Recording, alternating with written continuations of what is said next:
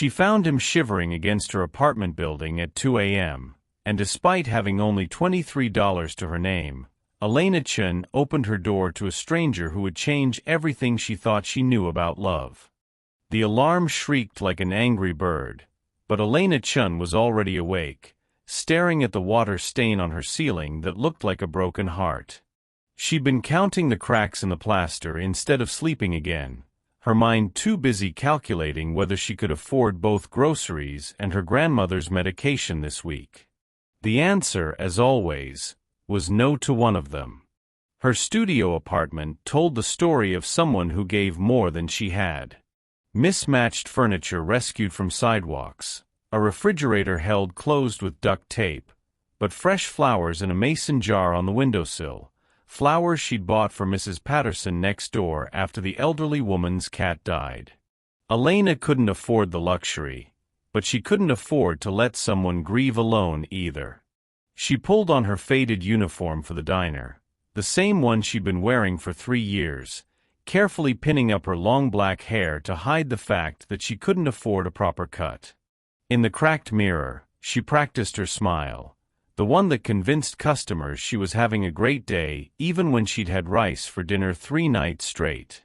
Her phone buzzed with a text from her sister, "Mom's asking about Thanksgiving again.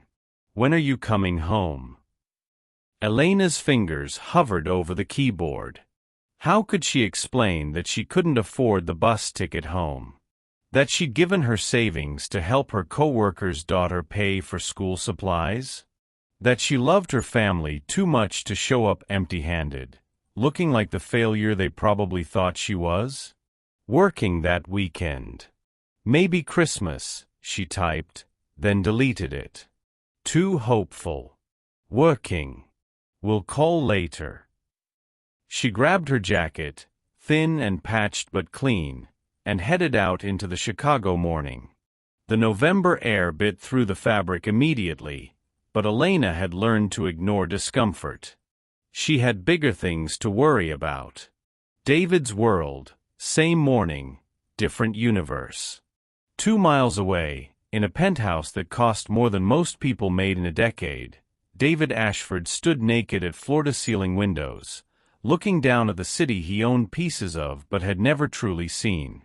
His reflection stared back, sharp jawline, steel-gray eyes, the kind of face that graced magazine covers with headlines like America's Most Eligible Billionaire.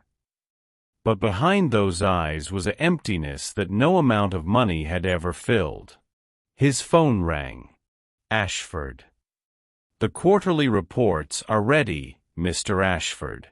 The charity gala numbers came in too, $2.3 million raised." His assistant's voice was crisp, efficient.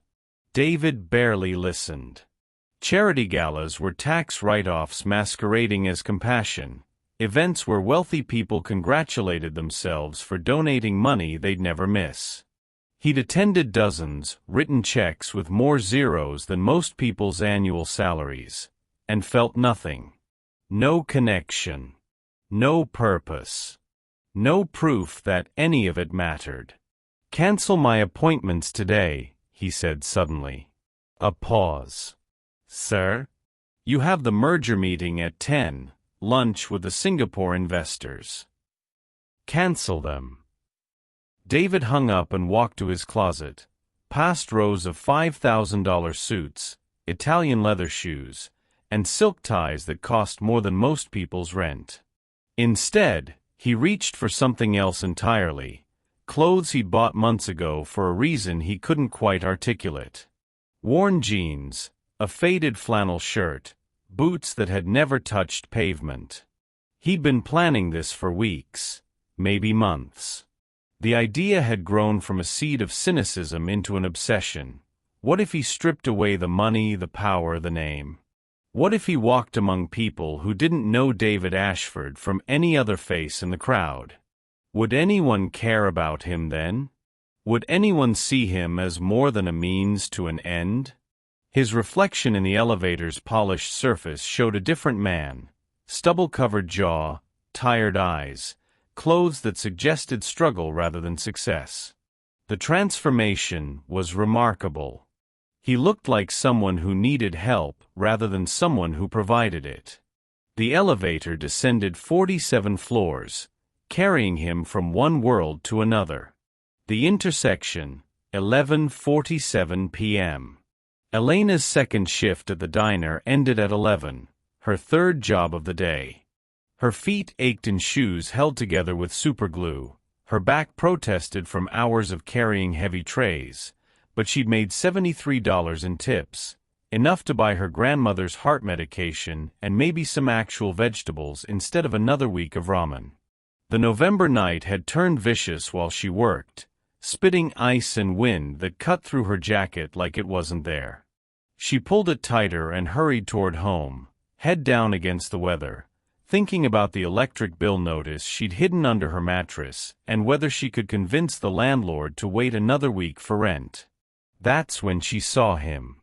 Huddled against her apartment building's entrance, knees drawn to his chest, shoulders shaking with cold. Even in the poor lighting, she could see he wasn't dressed for weather like this. Just a thin flannel shirt and jeans that looked soaked through. No coat. No hat. No gloves on hands that were probably too numb to feel anymore. Elena's first instinct was the same one that had governed her entire life. Someone needs help. Her second thought was practical. You can barely take care of yourself. Her third thought, the one that made her feet change direction, but you can't just walk past. Hey. She approached slowly, the way you might approach an injured animal. Are you okay? David looked up, and Elena felt something strange happen in her chest, a flutter she couldn't name. His eyes were the color of storm clouds, beautiful but haunted, set in a face that seemed carved from marble despite the stubble and exhaustion. There was something about him that didn't quite fit the homeless narrative her mind had written, but she pushed the thought away. His voice was rough, unused. I'm fine. Just waiting for the rain to stop. It's not rain, Elena said gently. It's sleet. And it's not stopping anytime soon. She glanced at her building's entrance, then back at him. Every rational voice in her head screamed warnings. Stranger danger, you don't know him, you can't afford another mouth to feed, what if he's dangerous? But louder than all those voices was another one, the one that sounded like her grandmother. Mija, we take care of each other. That's what makes us human. Look, I live right here. You want to come up? Get warm, maybe have some hot coffee. The words left her mouth before she could stop them. David stared at her, and Elena saw something she recognized, surprised that anyone had noticed him at all. I couldn't impose. You're not imposing. I'm offering. Elena held out her hand. I'm Elena, by the way. He hesitated for a long moment, studying her face in the dim light as if trying to solve an equation. Finally, he took her hand. His was ice-cold and calloused in ways that didn't match his overall appearance, but his grip was firm. David. Nice to meet you, David. She helped him to his feet, noting that he was taller than she'd expected, broader through the shoulders. Come on. Let's get you somewhere warm. What would you do if you found someone shivering outside your home on the coldest night of the year? Elena's split-second decision to help a stranger is about to change both their lives forever. What do you think drives someone to choose kindness even when they have so little to give? As they climbed the narrow stairs to her apartment, Elena couldn't shake the feeling that this moment, this simple act of human decency, was going to matter more than she could possibly understand. Behind her, David followed silently, his own thoughts a storm of guilt and anticipation. Neither of them could have imagined that this chance encounter would become the beginning of something that would transform them both, strip away everything they thought they knew about themselves, and proved that sometimes the most extraordinary love stories begin with the simplest acts of kindness. The key turned in Elena's lock, and as the door opened to her modest sanctuary, both their lives pivoted on the axis of a moment that would echo through every day that followed. Love, they were about to discover, often arrives in the most unexpected disguises, sometimes looking like vulnerability when you expect strength, sometimes wearing old clothes when you expect riches, and sometimes knocking on your door at 2 a.m. in the form of a stranger who needs exactly what you have to give. Elena's apartment was a study in contradictions. Tiny but welcoming, shabby but spotlessly clean, sparse but somehow full of warmth. David stood awkwardly in the doorway, water dripping from his clothes onto her carefully mopped floor, taking in details that painted a picture of someone who cared deeply about everything except herself. A single bed pushed against one wall, made with military precision despite sheets that had been washed so many times they were tissue-thin. A kitchen that was barely more than a hot plate and mini-fridge, but with herbs growing in repurposed yogurt containers on the windowsill. Books everywhere, library books, judging by the plastic covers, stacked on every available surface like treasured possessions. "God, you're soaked through," Elena murmured, and David heard something in her voice he hadn't heard in years, genuine concern without calculation. No angle. No agenda. Just pure, uncomplicated worry for another human being. She bustled around the small space, pulling towels from a cabinet that looked like it had been painted 6 different colors over the decades. "Here, wrap this around yourself. I'll make coffee, and we need to get you out of those wet clothes before you catch pneumonia."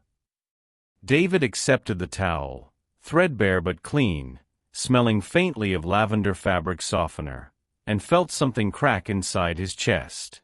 When was the last time someone had fussed over him?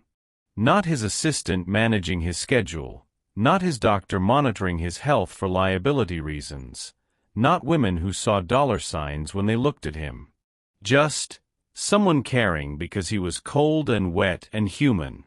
"I don't want to be any trouble," he said, the words feeling foreign.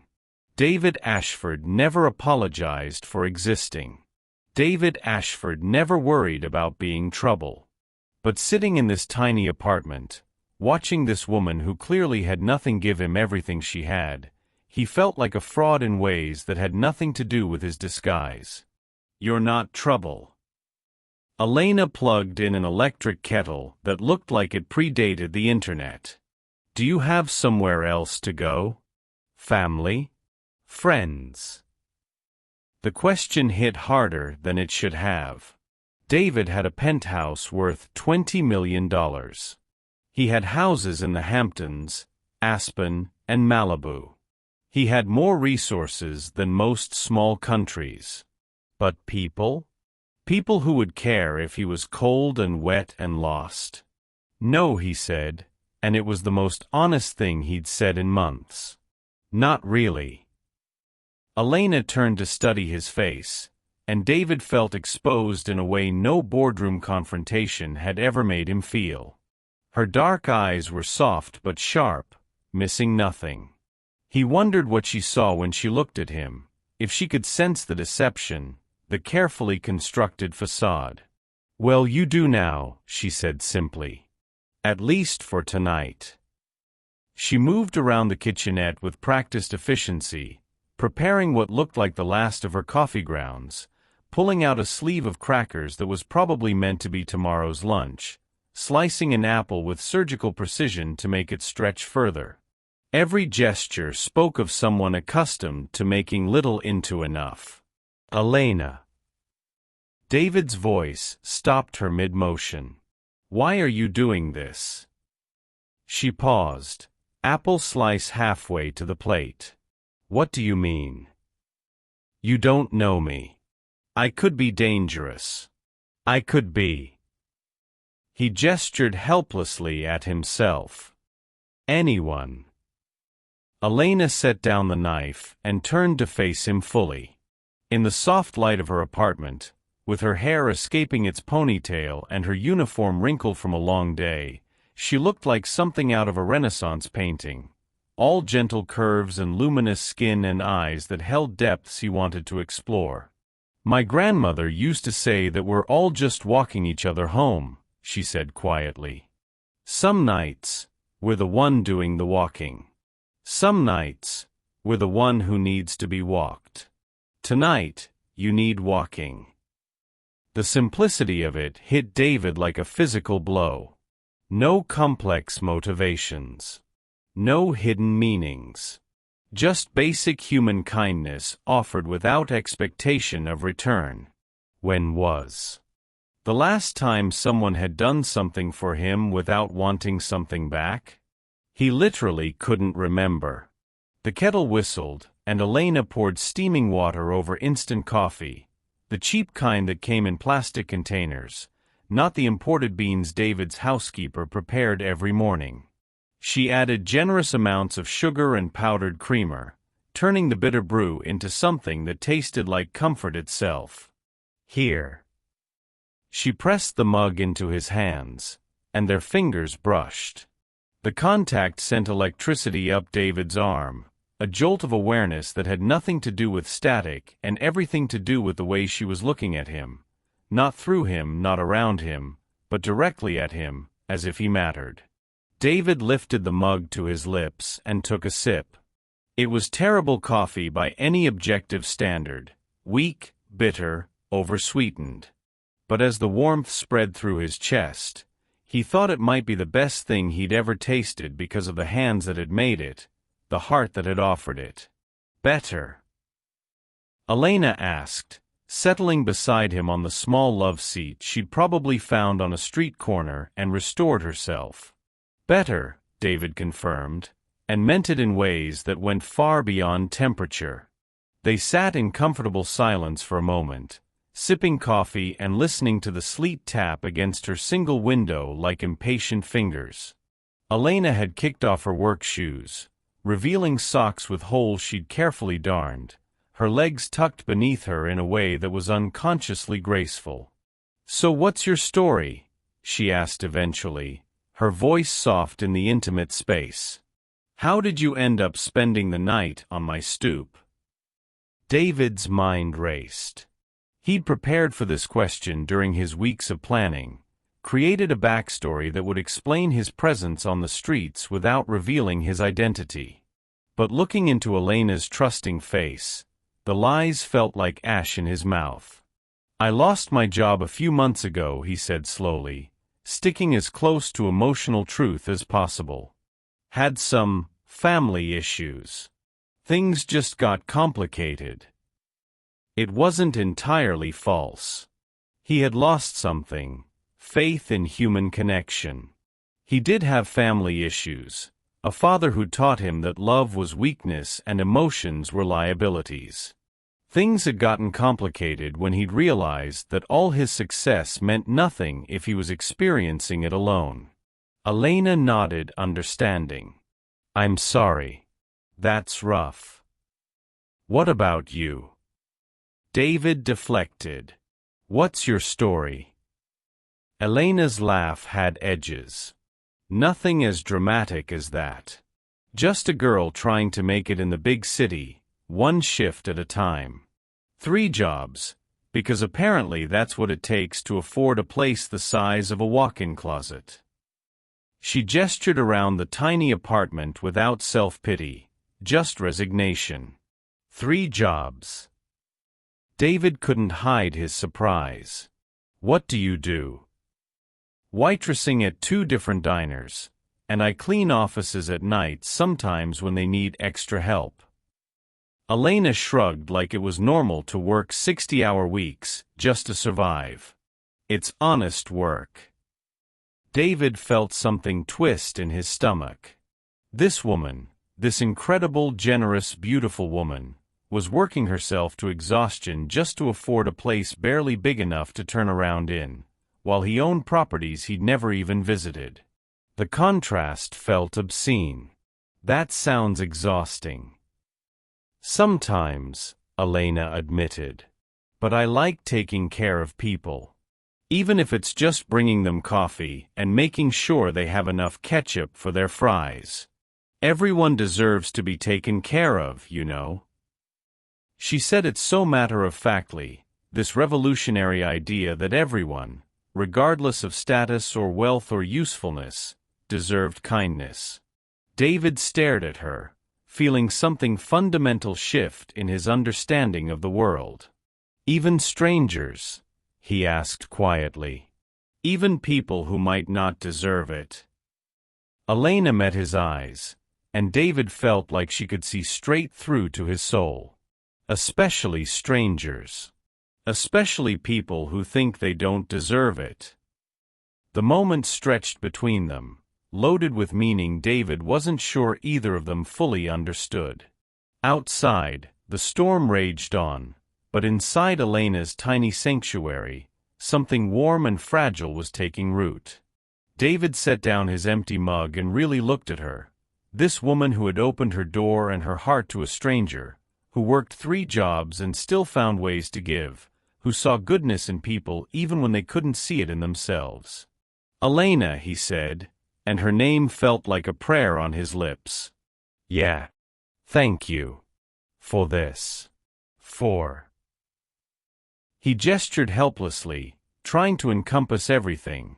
The shelter, the coffee, the kindness, the way she'd made him feel human again in the span of an hour. You don't have to thank me, she said softly. We're all just walking each other home, remember? But David thought that maybe, just maybe, he'd already found his way home. It looked nothing like what he'd expected. No marble floors or crystal chandeliers, no view of the city skyline. It was small and humble and filled with second-hand furniture. But it had Elena in it, and somehow that made it more beautiful than any mansion he'd ever owned. Elena woke to the sound of careful movement in her kitchen, and for a moment, panic flared through her chest. Then memory returned, the stranger, the storm, her impulsive decision to help someone who'd looked like he needed saving. In the gray light of morning, that decision felt both more reckless and more right than it had the night before. She'd given him her bed, despite his protests, and spent the night on her love seat with a thin throw blanket. Her neck ached, and her back felt like it had been folded into origami, but she'd slept better than she had in weeks. Something about knowing someone else was safe in her space had quieted the constant anxiety that usually kept her staring at the ceiling until dawn. Sorry, David's voice was soft, careful not to wake her fully. I was trying to be quiet. Elena sat up, pushing hair out of her face, acutely aware that she looked like she'd been hit by a truck. Her uniform from yesterday was wrinkled, her makeup long gone, and she probably had pillow marks on her cheek. David somehow looked like he'd stepped out of a magazine spread about ruggedly handsome men who chopped wood for a living. His hair was tousled in a way that probably took stylists hours to achieve, and the morning light streaming through her single window made his eyes look like silver. It wasn't fair. Nobody should look that good after sleeping in a stranger's bed. It's okay, she said, wrapping the throw around herself like armor. You don't have to tiptoe around. This is. She gestured vaguely at the apartment. Well, it's not exactly a palace. It's perfect, David said quietly, and something in his tone made her look at him more closely. He was standing by her tiny kitchen window, holding a mug of what smelled like coffee, staring out at the gray Chicago morning like it held answers to questions he'd never thought to ask. Elena felt heat rise in her cheeks. Perfect? Her apartment with its peeling paint and furniture held together by hope and superglue? He was either being incredibly kind or he'd hit his head harder than she'd thought. You made coffee. It came out more like an accusation than she'd intended. David turned, and Elena saw something flicker across his face. Guilt, maybe? I hope that's okay. I couldn't sleep, and I thought. I know you have to work today. I wanted to have it ready when you woke up. The simple consideration hit her harder than it should have. When was the last time someone had made her coffee? When was the last time someone had thought about what she might need and acted on it without being asked? That's... Elena stood, the throw still wrapped around her shoulders, and moved toward the kitchen. Thank you. You didn't have to do that. I wanted to. The words hung between them, heavy with meaning Elena wasn't sure she wanted to examine.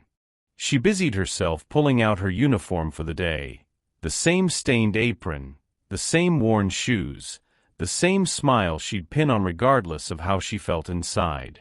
I have to be at work in an hour, she said, not meeting his eyes. The diner opens at 6, and if I'm late, Miguel will have my head. Of course. David set down his mug, suddenly looking uncertain. I should go. No. The word came out too fast, too desperate. Elena felt her face burn. I mean, you don't have to rush out. The storm's probably still. She moved to the window and looked down at the street.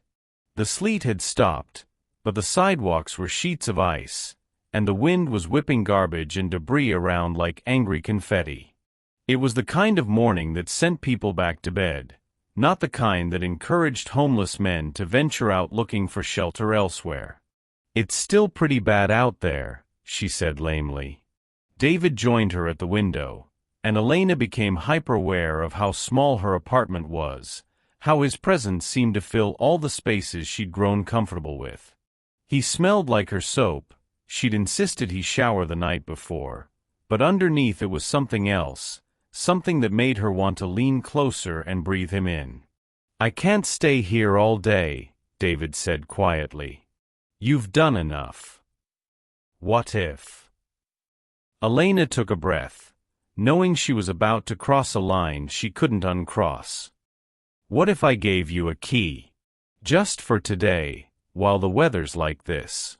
You could stay warm, maybe look for work online or something, and I'll be back around 3.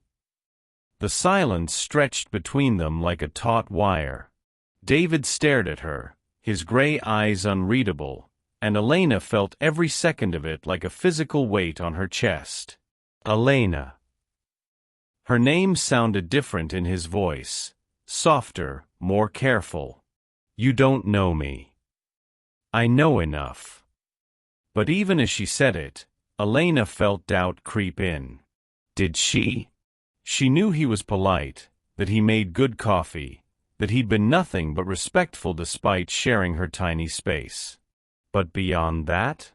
She knew nothing about where he'd come from, why he was homeless, what had brought him to her doorstep in the middle of the night. Do you? David's question was gentle, but it landed like a challenge. What if I'm not who you think I am? Elena looked at him, really looked. There were things about him that didn't quite add up, now that she had time to notice them. His hands were calloused but soft, like someone who'd done physical work but not the kind that permanently marked you. His teeth were too straight, too white for someone living on the streets. The way he held himself, the way he spoke, there was an education there, a polish that homelessness usually wore away. But then she remembered the way he'd looked at her when she'd offered help, like he couldn't believe anyone would care. The careful way he'd accepted her coffee, as if kindness was a foreign language he was still learning to speak. The genuine gratitude in his eyes when she'd given him somewhere warm to sleep. I think, Elena said slowly, that you're someone who needed help, and I was in a position to give it. Everything else is just details. Something shifted in David's expression, surprise, maybe, or something deeper. You make it sound so simple. Isn't it? Elena asked, though part of her was beginning to wonder if anything about this situation was simple at all. David was quiet for a long moment, staring out at the ice-covered street like it held the answers to questions she couldn't hear. When he spoke again, his voice was rough with something Elena couldn't identify. "I'm not used to people like you." "People like what?" "People who give without expecting something back. People who—" He gestured helplessly. "Who see someone shivering and think, how can I help, instead of how can I avoid this?" Elena felt something twist in her chest. "What kind of world have you been living in?" "Not a very kind one," David said quietly. The admission hung between them, fragile and honest, and Elena felt her resolve wavering. She should ask more questions. She should demand answers about his past, his story, the inconsistencies she was starting to notice. She should protect herself the way every woman living alone in the city learned to protect herself. Instead, she found herself moving to the small bowl where she kept her spare key, the only spare key, the one she'd never given to anyone because there'd never been anyone to give it to. "Here," she said, holding it out to him. "Just for today. Until the weather clears." David stared at the key like it was made of plutonium. "Elena, I can't." "Yes, you can." She pressed it into his palm, her fingers brushing against his for just a moment. The contact sent electricity up her arm, the same jolt she'd felt the night before, only stronger now in the intimate morning light. "Why?" David's voice was barely above a whisper. Elena looked into his storm-gray eyes and felt herself teetering on the edge of something vast and dangerous and completely beyond her control. "Because everyone deserves a safe place to land, even if it's just for a day." The words were true, but they weren't the whole truth. The whole truth was that she wanted him to stay. She wanted to come home after her shift and find him there, wanted to share another cup of terrible coffee and hear more of his voice in her quiet space. She wanted to figure out the mystery of him, to understand the sadness she glimpsed behind his careful politeness. She wanted things she had no business wanting from a stranger she'd known for less than 12 hours. "I have to go," she said abruptly, stepping back from the dangerous intimacy of the moment.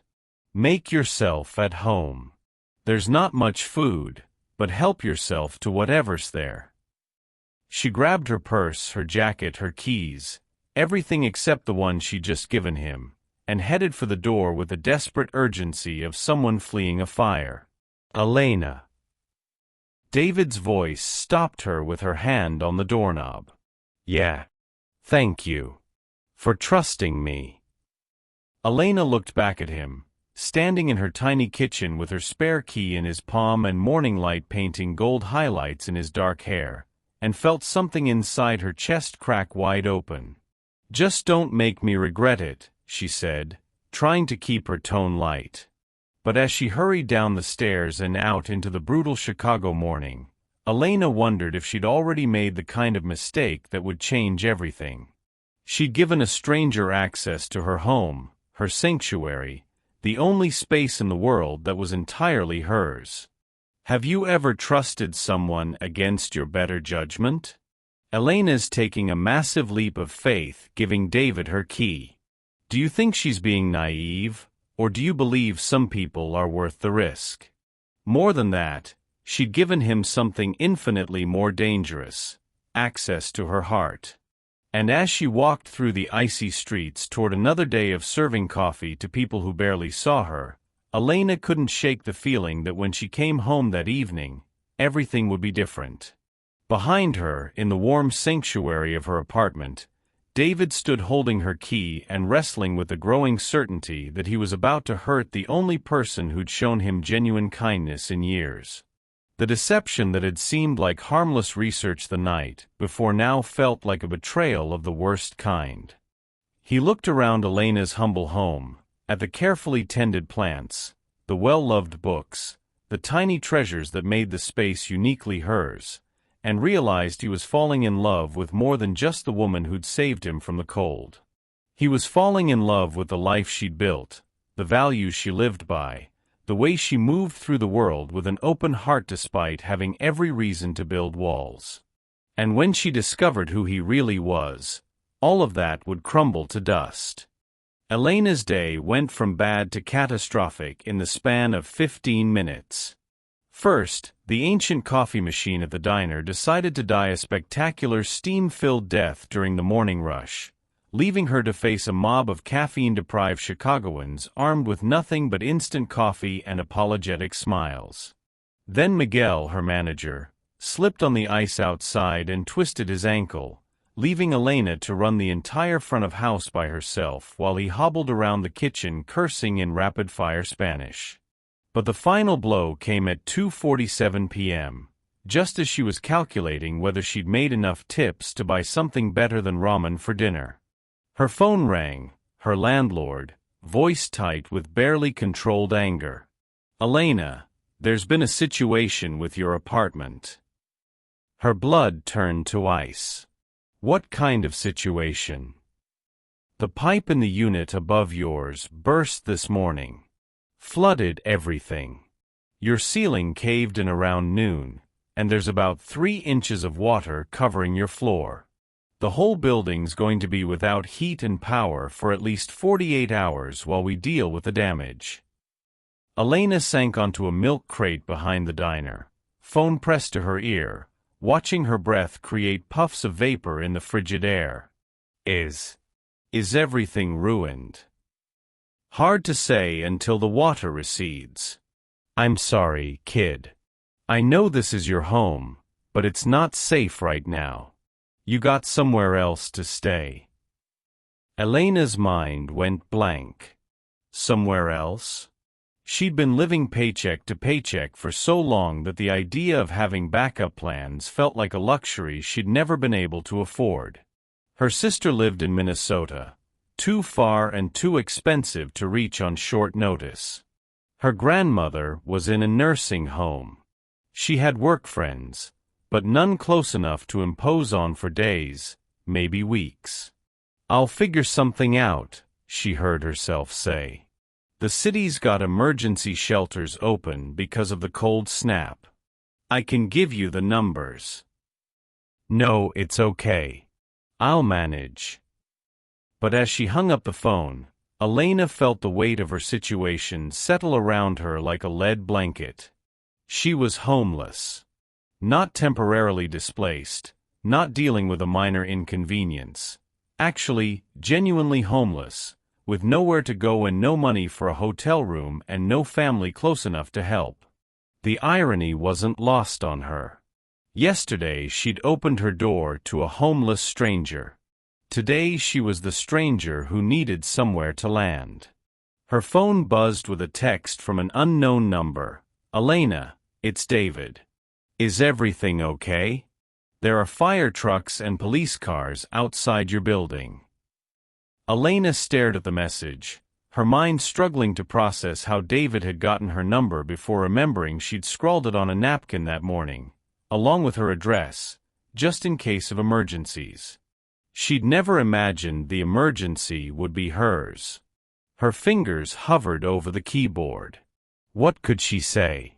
"Hi, remember how I was kind enough to give you shelter? Well, plot twist, now I need it too." Before she could respond, her phone rang. David's voice, tight with concern. "Elena? What's happening?" There was. Elena's voice cracked, and she took a shaky breath. "A pipe burst in the apartment above mine. The whole place is flooded. I can't."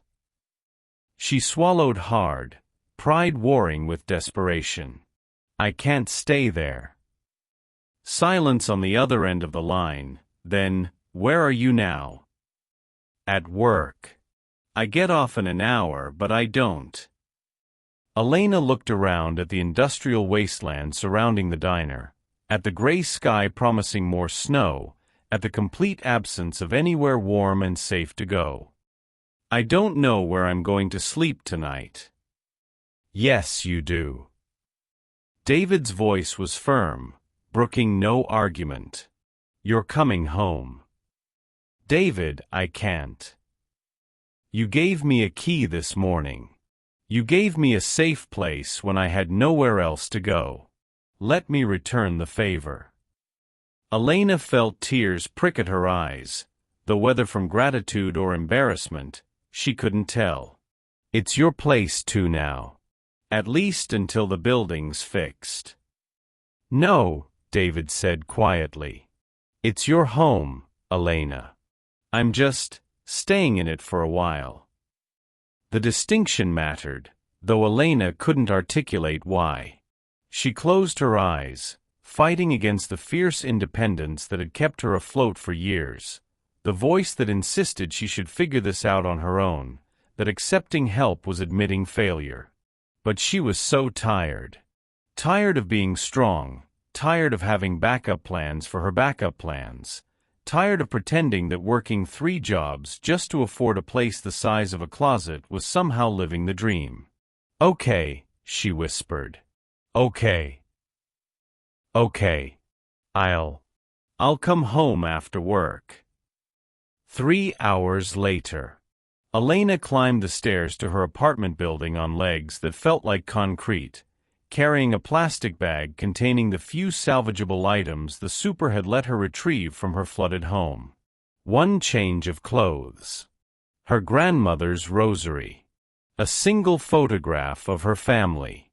The small succulent plant from her windowsill, somehow still alive despite being waterlogged. Everything else, her books, her carefully curated thrift store treasures, the little touches that had made the tiny space hers, was either destroyed or deemed too water-damaged to save. 26 years of life reduced to what fit in a grocery bag. She stood outside her door for a full minute, key in hand, struggling with the surreal reality that she was about to enter her own apartment as a guest. When she finally turned the lock, the smell hit her first, something rich and complex that definitely hadn't come from her usual diet of instant noodles and canned soup. Elena. David appeared in the kitchen doorway, and Elena's breath caught. He'd clearly made himself comfortable. His hair was damp like he'd showered again, and he was wearing different clothes, though she couldn't figure out where he'd gotten them. But more than that, he looked domestic. At ease in her space in a way that should have felt invasive, but somehow didn't. "Hi," she said inadequately. "I made dinner." David gestured toward the kitchen, seeming almost nervous. "I hope that's okay. I thought you might be hungry when you got home." Elena followed him into the kitchenette and stopped short. Her tiny table, the one that usually held nothing but bills and library books, had been transformed. 2 place settings with actual plates instead of paper towels. Glasses instead of coffee mugs. And the food. Where did all this come from? Elena stared at what looked like a professionally prepared meal, pasta with some kind of cream sauce, salad with vegetables she definitely couldn't afford, bread that smelled like it had come from an actual bakery. David ran a hand through his hair, looking uncomfortable. "I went out earlier. Picked up a few things." "David, this must have cost." "Don't worry about it." Elena looked at him sharply. "Don't worry about it? Do you know how much groceries cost? This is like $50 worth of food. Where did you get $50? The question hung between them, loaded with implications Elena was only beginning to understand. David's expression shuttered, and she saw something flicker in his eyes. Guilt, maybe, or fear. "I had some money saved," he said finally. "What kind of homeless person has $50 for groceries?" Elena's voice was sharper than she intended, exhaustion and stress making her less diplomatic than usual. The kind who's grateful to the woman who gave him a roof over his head. David's tone was careful, controlled. "Elena, you lost your home today. Let me do this one thing for you. Elena wanted to argue, wanted to demand explanations for the inconsistencies that were piling up like snow. But she was so tired, and the food smelled so good, and the simple act of having someone take care of her for once felt like a luxury she couldn't bring herself to refuse. "Okay," she said softly. "But next time, we split the cost." "Next time," David agreed, though something in his voice suggested he was making a promise he wasn't sure he could keep. They ate in companionable silence, Elena too hungry and emotionally wrung out to maintain her suspicions, David lost in thoughts he couldn't share. Outside, snow began to fall again, thick flakes that painted the world in soft white and made Elena's apartment feel like a sanctuary against the storm. "This is really good," Elena said, twirling pasta around her fork. "Where did you learn to cook?" David paused, seeming to choose his words carefully. "Someone I knew growing up was a good cook. I picked up a few things." Elena nodded, though she noticed the hesitation. There were stories David wasn't telling, pieces of himself he kept carefully hidden. But sitting in the warm light of her apartment, sharing a meal with someone who'd gone out of his way to comfort her after the worst days she'd had in months, Elena found she didn't have the energy to press for details. "Tell me about your day," David said, clearly changing the subject. "Besides the apartment, how was work?" So Elena told him about the broken coffee machine and Miguel's twisted ankle and the parade of increasingly cranky customers who seemed to think she was personally responsible for their caffeine withdrawal. David listened with the kind of focused attention she wasn't used to receiving, asking questions and making sympathetic noises in all the right places. "You worked a double shift after finding out your apartment was flooded?" David's voice held something Elena couldn't identify. "You didn't leave early?" Elena shrugged. Miguel needed the help. Besides, it's not like rushing home would have made the water disappear. David stared at her like she'd said something profound instead of just stating the obvious. Most people would have called in sick. Used the crisis as an excuse to take care of their own problems first. "Most people aren't trying to make rent on what the diner pays," Elena said pragmatically. "Besides, Miguel's been good to me. You take care of the people who take care of you." "Is that another one of your grandmother's sayings?" Elena smiled, the first real smile she'd managed all day. "No, that one's all mine." They finished dinner as the snow continued to fall outside, transforming the harsh city landscape into something soft and magical. Elena helped David clear the dishes, their movements around the small space developing a rhythm that felt surprisingly natural for two people who'd known each other less than 24 hours. "So," Elena said as she dried the last plate, "sleeping arrangements. I can take the couch again." "Absolutely not." David's response was immediate and firm. "You've been through enough today. Take your own bed." "David, you were here first." "Elena." He caught her hand, stopping her mid-gesture, and Elena felt that familiar electric jolt at the contact. "You opened your home to me when I had nothing. You gave me your key, your trust, your food. The least I can do is make sure you sleep in your own bed after losing everything else."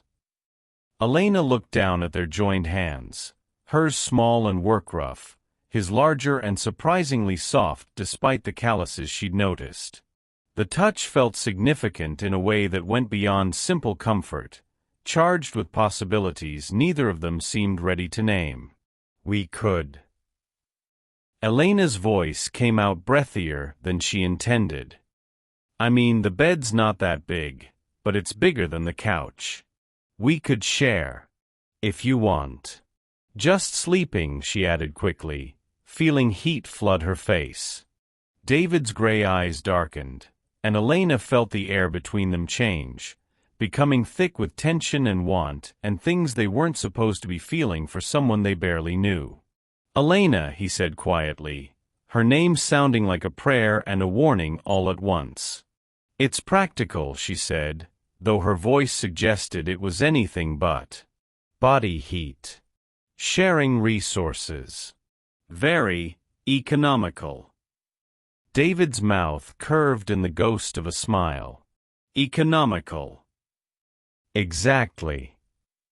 Elena was acutely aware that she was still holding his hand, that they were standing close enough that she could see the gold flecks in his gray eyes, could smell the faint scent of soap and something uniquely him.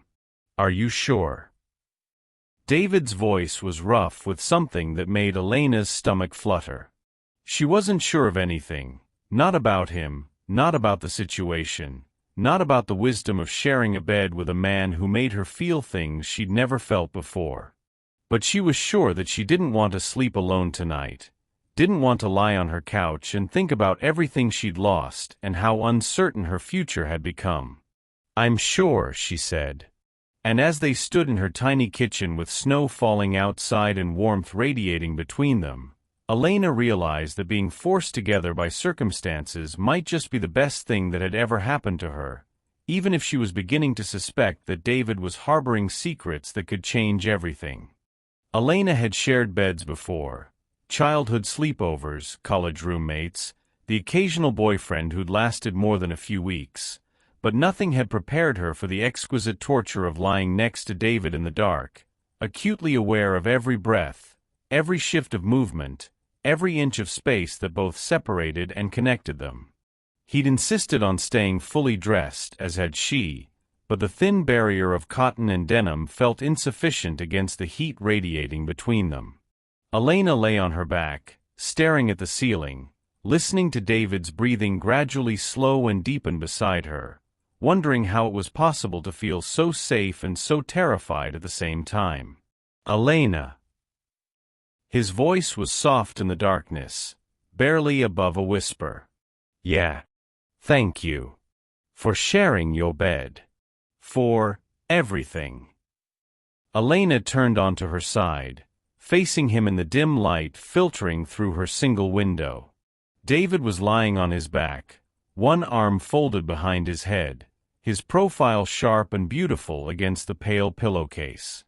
Even in the darkness, she could see that his eyes were open, staring at something she couldn't see. "You don't have to keep thanking me," she said quietly. "We're helping each other now." "Are we?" David turned his head to look at her, and Elena felt her breath catch at the intensity in his gaze. "It feels like you're doing all the giving, and I'm just taking. You made me dinner. You gave me a reason not to sleep in a shelter tonight. That's not taking, David. That's caring." Something shifted in David's expression, pain maybe, or something deeper. He was quiet for so long Elena thought he might have fallen asleep, but then he spoke, his voice rough with emotion she'd never heard before. "I haven't had someone care about me, really care, not because of what I could do for them or what I could give them. In so long I'd forgotten what it felt like." Elena's heart clenched at the raw honesty in his voice. "What do you mean?" David was silent for a moment, and Elena could practically feel him wrestling with how much truth to share. When he finally spoke, the words came slowly, as if each one cost him something. "I grew up with money. Not a lot, but enough. My father." He paused, swallowing hard. "My father was a businessman. Successful, driven. The kind of man who measured everything in terms of profit and loss, including relationships." Elena shifted closer, drawn by the pain in his voice despite every instinct that told her to maintain distance. "That sounds lonely." It was. David's laugh was hollow. "He used to tell me that people only cared about what you could give them. That kindness was just manipulation with better marketing. That if I ever found myself without money, without power, I discover how alone I really was. That's a horrible thing to tell a child. He thought he was protecting me, teaching me how the world really worked. David turned onto his side, facing her now, and Elena felt the air between them charged with intimacy. Maybe he was right. Maybe the only reason people tolerated me was because I had something they wanted. Is that what you think about me? Elena asked quietly. That I'm only being kind because I want something from you? No. David's response was immediate, fervent. God, no. That's what makes this so. He reached out as if to touch her face, then stopped himself, his hand falling back to the mattress between them. You gave me everything when I had nothing to offer in return. You shared your last cup of coffee, your only spare key, your bed. You didn't even know my full name. Elena felt something crack open in her chest. What is your full name? David went very still. Elena could see the conflict playing out across his features, the war between truth and self-preservation.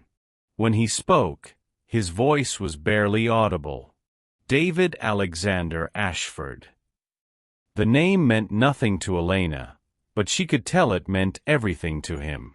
The way he said it, like a confession, like an admission of guilt, told her there was more to the story. Why did you hesitate to tell me that? Because. David closed his eyes, and Elena saw his throat work as he swallowed. Because once you know who I really am, everything changes. People start seeing dollar signs instead of just me.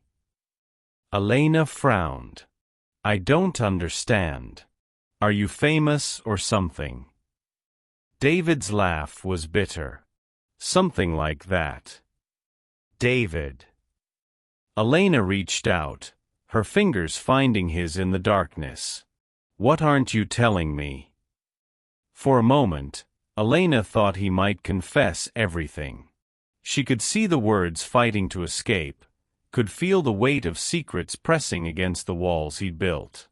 But then something in his expression shuddered, and she knew the moment had passed. Just that my father was right about most people, he said finally. But not about you. Never about you. Elena felt frustration building in her chest, but underneath it was something deeper, a growing certainty that David was carrying burdens she couldn't begin to understand. She wanted to push, to demand answers to the questions multiplying in her mind, but the vulnerability in his voice stopped her. Instead, she squeezed his hand. My grandmother used to say that some people see the world through broken glass. Everything looks sharp and dangerous because that's what they've learned to expect. But just because someone else's world was full of sharp edges doesn't mean yours has to be. David stared at her, his gray eyes reflecting what little light filtered through the window. How do you do that? Do what? Take something painful and make it softer, easier to carry. Elena felt heat rise in her cheeks. I don't know. I think most people are doing the best they can with what they've been given. Even when their best isn't very good. Even me. Especially you. Elena's thumb traced across his knuckles, marveling at how right it felt to touch him, to offer comfort in the darkness. Whatever you're running from, whatever brought you to my doorstep, I don't think you're a bad person, David. I think you're someone who's been hurt, and you're trying to figure out how to heal. David brought their joined hands to his chest, pressing her palm against his heart. Elena could feel it racing beneath her touch, could feel the rapid rise and fall of his breathing. What if you're wrong? He whispered. What if I'm exactly the kind of person your grandmother would have warned you about? Are you? David was quiet for a long moment, and Elena could feel him wrestling with truths she couldn't see. When he finally spoke, his voice was raw with emotion.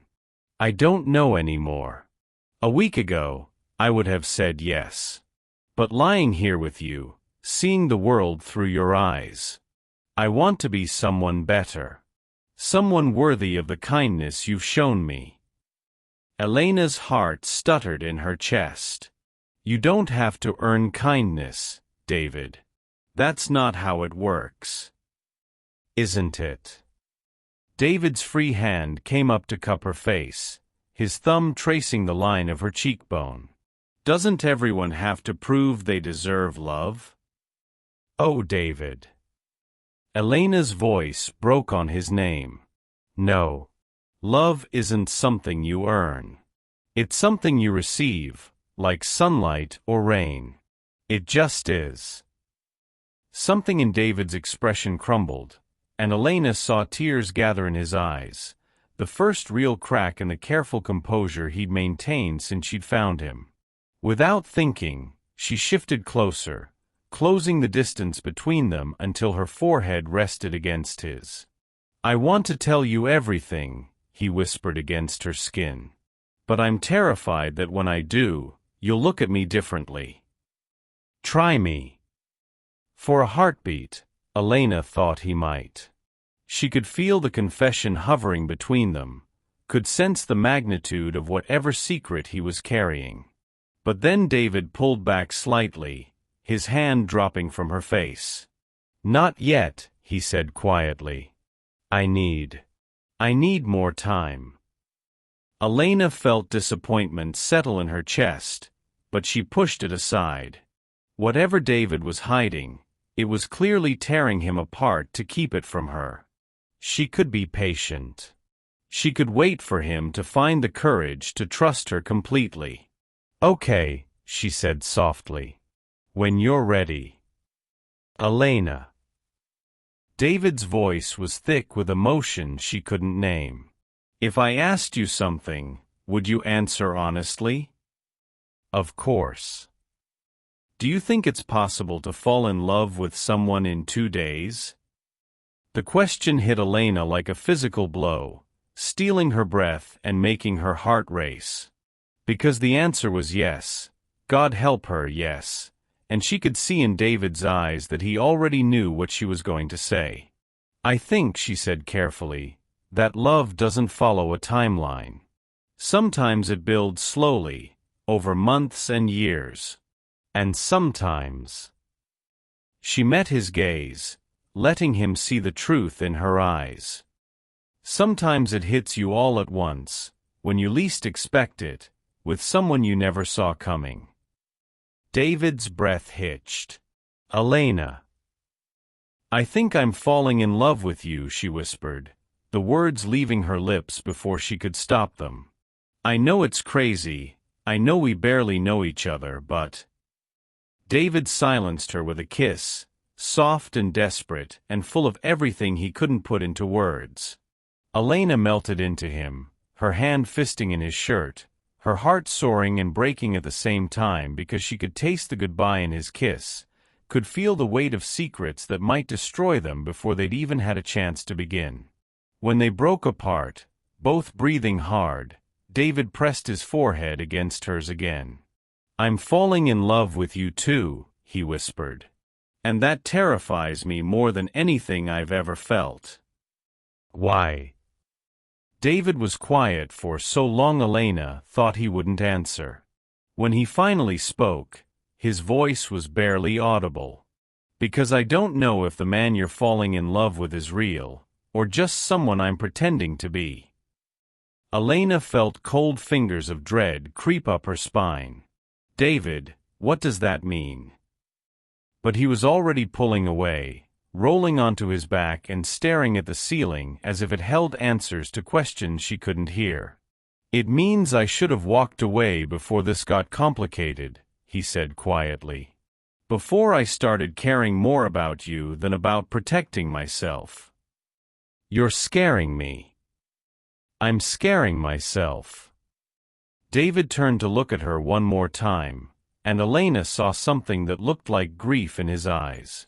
"Just promise me something, Elena. When you find out the truth about who I am, try to remember this moment. Try to remember that whatever else I am, whatever else I've done, these feelings are real." Elena stared at him, her heart pounding with a mixture of love and fear and growing certainty that she was about to lose something precious before she'd even fully understood what she'd found. "I promise," she whispered. But as they lay side by side in the darkness, no longer touching, Elena wondered if promises made in the dark were strong enough to survive the harsh light of truth. Outside, the snow continued to fall, blanketing the city in pristine white that would be dirty and gray by morning. And in Elena's tiny bed, two people who had found something beautiful and fragile together lay awake, knowing that sunrise would bring revelations that might destroy everything they'd built in the space between one heartbeat and the next. Elena woke to the smell of bacon and coffee, and for a moment, suspended between sleep and consciousness, she let herself imagine this was her life.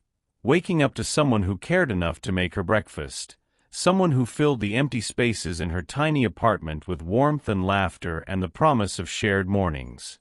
Then reality crept in, along with the memory of David's cryptic warnings the night before, and Elena felt her stomach knot with anxiety. She'd fallen asleep holding his hand, but sometime during the night he'd pulled away, and now his side of the bed was empty and cold. "David?" she called, her voice rough with sleep. "Kitchen," came his reply, and Elena felt some of the tension in her chest ease. He was still here. Whatever secrets he was carrying, whatever truth he thought would drive her away, he hadn't run in the night. Elena padded to the bathroom, splashed water on her face, and tried to tame her sleep-mussed hair into something resembling human. In the mirror, she looked different. Softer somehow, like someone who had been thoroughly kissed and told she was loved. The memory of David's mouth on hers made her stomach flutter with butterflies that had nothing to do with anxiety. She found him standing at her tiny stove, spatula in hand, hair still tousled from sleep. He'd somehow procured actual bacon, real eggs, and what looked like fresh fruit, groceries that must have cost more than Elena spent on food in a week. But watching him cook in her kitchen, humming softly under his breath, she found she couldn't bring herself to question the logistics. "Good morning," she said, and David turned with a smile that made her heart skip. "Good morning, beautiful." He leaned down to kiss her forehead, the casual intimacy of the gesture making Elena's chest tight with longing. "Sleep okay?" "Better than I have in months," Elena admitted, then felt heat rise in her cheeks at the implication. "The bed's more comfortable with two people. Body heat and all that." David's eyes crinkled with amusement. "Body heat. Right. Don't laugh at me." Elena swatted his arm playfully. "I'm being practical." "You're being adorable." David caught her hand and spun her around in the tiny space between the stove and the refrigerator, making her laugh despite herself. "And I'm being grateful that the most beautiful woman in Chicago thinks sharing body heat with me is practical." Elena felt herself melt a little at the easy affection in his voice. This David, playful, tender, unguarded, felt like a gift she'd never expected to receive. Whatever shadows he carried from his past seemed lighter in the morning sun streaming through her window. "Most beautiful woman in Chicago?" Elena shook her head. "Have you seen Chicago? The competition is fierce." "I've seen enough." David's voice turned serious, his free hand coming up to cup her face. "And none of them gave a homeless stranger their last cup of coffee and a place to sleep." "David," Elena started, but he silenced her with a soft kiss that tasted like promises and possibility. "Let me have this morning," he murmured against her lips. "Let me pretend, just for a few hours, That I'm the kind of man who gets to keep someone like you." The words should have worried Elena, should have triggered all her questions about his past and his evasive answers. Instead, they broke her heart a little, because she could hear the loneliness underneath them, the deep-seated belief that he wasn't worthy of love.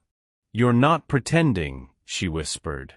"This is real, David. We're real." Something shifted in his expression. Hope, maybe, or the beginning of belief. "Are we?" Instead of answering with words, Elena stood on her tiptoes and kissed him properly, pouring all her growing feelings into the contact. David responded immediately, his arms coming around her waist, lifting her slightly off the ground as he deepened the kiss. They might have stayed like that indefinitely if the smoke alarm hadn't chosen that moment to shriek its disapproval of the neglected bacon. "Shit." David set Elena down and lunged for the pan, waving a dish towel at the detector until it grudgingly fell silent. Elena dissolved into laughter at the sight of him, hair wild, face flushed, standing in her kitchen waving a towel at the ceiling like he was surrendering to breakfast. "Very smooth, Romeo." "Hey, cooking while kissing you is harder than it looks." David grinned at her, completely unashamed. "You're very distracting." "I'll try to contain my irresistible charm until after you feed me." "Don't you dare." David plated the slightly blackened bacon with a flourish. "I like you exactly as distracting as you are." They ate breakfast sitting cross-legged on Elena's bed, the tiny table having been commandeered for David's laptop, another mysterious acquisition Elena had stopped questioning. The food was simple but perfect, made better by David's running commentary on everything from the weather to the peculiar habits of Elena's upstairs neighbors. "Mrs. Chun does Tai Chi every morning at exactly 7:15, Elena explained, gesturing at the ceiling where they could hear the soft shuffle of feet. "I used to think she was rearranging furniture until I saw her in the courtyard once." "And the guy next door?" "Marcus. He plays guitar, but only sad songs, and only between midnight and 2 a.m. I think he's going through a breakup." David nodded sagely. "The heartbreak hours. I know them well." Elena studied his profile as he spoke, noting the way his jaw tightened slightly, the distant look that crept into his eyes. "Recent breakup?" "More like a series of relationships that were doomed from the start." David's smile was rueful. "Turns out it's hard to build something real when you're not being honest about who you are." There it was again, the cryptic references to deception, to hiding his true self. Elena set down her fork, her appetite suddenly gone. "David, what?" "Dance with me." The words came out of nowhere, accompanied by David suddenly standing and holding out his hand. Elena blinked. "What?" "Dance with me. Right here, right now." "There's no music." David pulled out his phone, yet another expensive item Elena was choosing not to examine too closely, and soft music filled the tiny space. Something slow and romantic that made Elena's chest tight with emotion. "Now there is," David said, his hand still extended. "Dance with me, Elena." Elena looked at his outstretched hand, at the hope and vulnerability in his gray eyes, and felt the last of her resistance crumble. She took his hand and let him pull her into his arms, swaying gently in the small space between her bed and her kitchen. They fit together perfectly, Elena's head resting against David's chest, his chin on top of her hair. She could hear his heartbeat, strong and steady, could feel the rise and fall of his breathing as they moved in slow circles to music that seemed to have been written just for this moment. "This is nice," Elena murmured, her eyes closed, lost in the simple pleasure of being held. "This is perfect," David corrected, his arms tightening around her slightly. They danced through 2 songs, then 3, neither wanting to break the spell that had settled over them. Elena had never felt so cherished, so treasured, as she did in David's arms. Whatever secrets he was keeping, whatever truth he thought would destroy them, seemed impossible in the face of this tenderness. "Elena," David said softly, and something in his voice made her look up. "Yeah. If I told you I loved you, what would you say?" Elena felt her heart stop, then restart at double speed. "I'd say it was about time you caught up."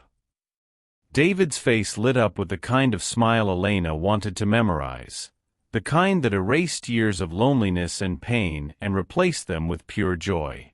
"I love you," he said, the words soft but certain.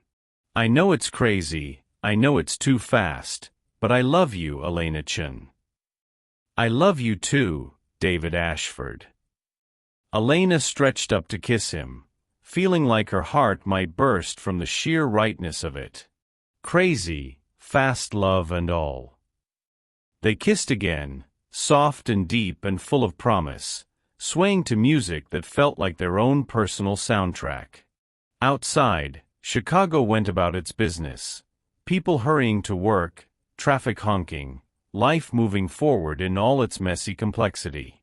But inside Elena's tiny apartment, the world had narrowed to this: 2 people who had found each other against all odds, holding on to love in the space between one heartbeat and the next. "What do you want to do today?" David asked when they finally broke apart, his forehead resting against hers. Elena smiled. "Something we've never done before." "Such as?" "I don't know. Something adventurous. Something that makes us feel alive." Elena paused, struck by a sudden inspiration. "When's the last time you went ice skating?" David's expression shifted, becoming guarded. "Ice skating? There's a rink in Grant Park. It's probably crowded, but—" Elena trailed off, noting the way David had gone tense in her arms. "What's wrong?" "Nothing, I just—" David pulled back slightly, and Elena felt cold air rush in where his warmth had been. "Public places make me nervous." "Why?" "I told you, I had some family issues. There might be people looking for me." Elena frowned. "What kind of people?" "David, are you in some kind of trouble?" She watched him war with himself, saw the moment he decided on another deflection rather than honesty. "Not trouble, exactly. More like complicated family dynamics." It wasn't an answer, and they both knew it. Elena felt frustration bubble up in her chest, tinged with hurt that David still didn't trust her enough to tell her the truth. "Okay," she said finally. "We'll stay in." "Elena." "It's fine. Really." But even as she said it, Elena felt something precious slipping away. The magic of the morning was fading, replaced by the familiar weight of unanswered questions and half-truths. David seemed to sense the shift in her mood. "Hey." He tilted her chin up, forcing her to meet his eyes. "I'm sorry. I want to tell you everything, I need a little more time." Some say love grows slowly, others believe it strikes like lightning. Elena and David have found something beautiful in just 2 days, but how long can love survive when it's built on secrets? Do you think David should tell Elena the truth, or protect what they have for as long as possible? How much time? Elena asked quietly. "I don't know." David's honesty was painful, but she appreciated it more than another evasion. "But I promise you, Elena, when I'm ready to tell you everything, you'll be the first to know." Elena nodded, though doubt was creeping in around the edges of her happiness. She loved David, loved the man who made her coffee and danced with her in the morning light and held her like she was something precious. But she was beginning to wonder if that man was real, or just another role he was playing until the curtain fell and she discovered who he really was. For now, though, she chose love over fear, trust over suspicion. She let David pull her back into his arms, let the music wash over them as they swayed together in her tiny apartment, holding on to the fragile beauty of the moment and trying not to think about how quickly perfect things could shatter.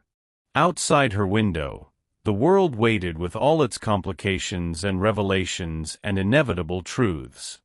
But inside, for just a little while longer, Elena let herself believe in fairy tales and morning dances and love that could overcome any obstacle. Even the obstacle of secrets that were about to change everything.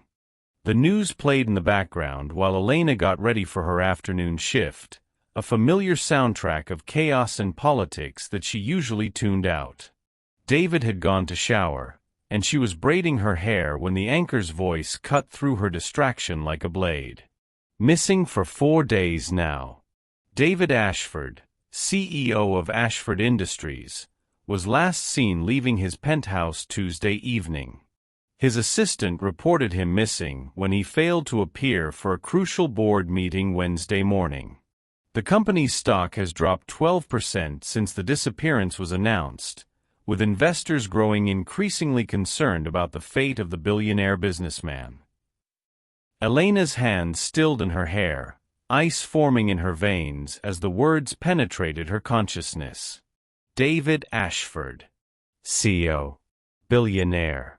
Worth an estimated $4.2 billion, Ashford built his empire from a small investment firm inherited from his father. The 32-year-old has been notably private about his personal life, though he's been linked romantically to several socialites and actresses over the years.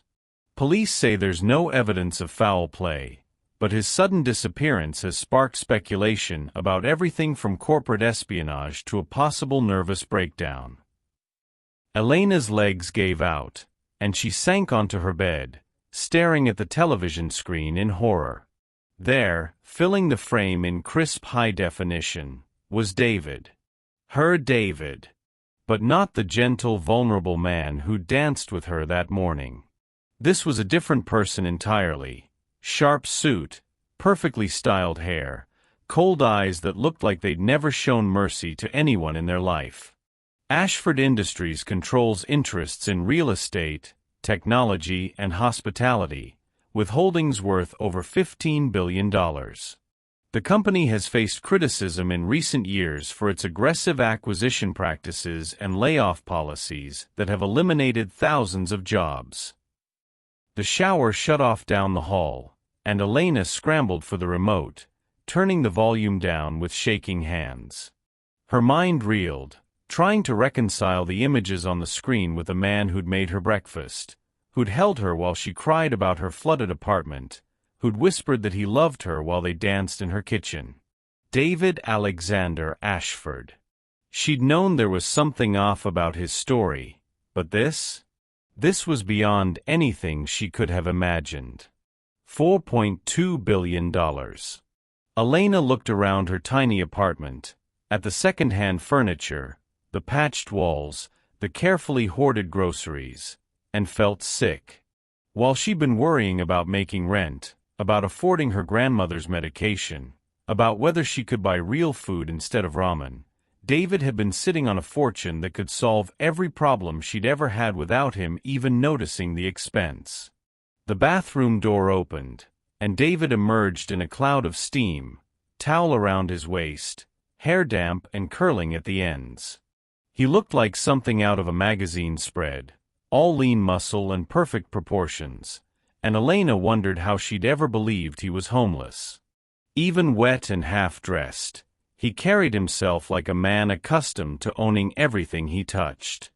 "Hey, beautiful," he said, smiling at her with the same tender expression that had made her heart flutter an hour ago. "You okay? You look pale." Elena stared at him, this stranger wearing David's face, and felt something fundamental break inside her chest. Who are you? The question came out flat, emotionless, but David must have heard the danger in it because his smile faded immediately. What do you mean? Elena pointed at the television, where his corporate headshot was still displayed beneath breaking news graphics. I mean, who are you really? David followed her gaze, and Elena watched all the blood drain from his face.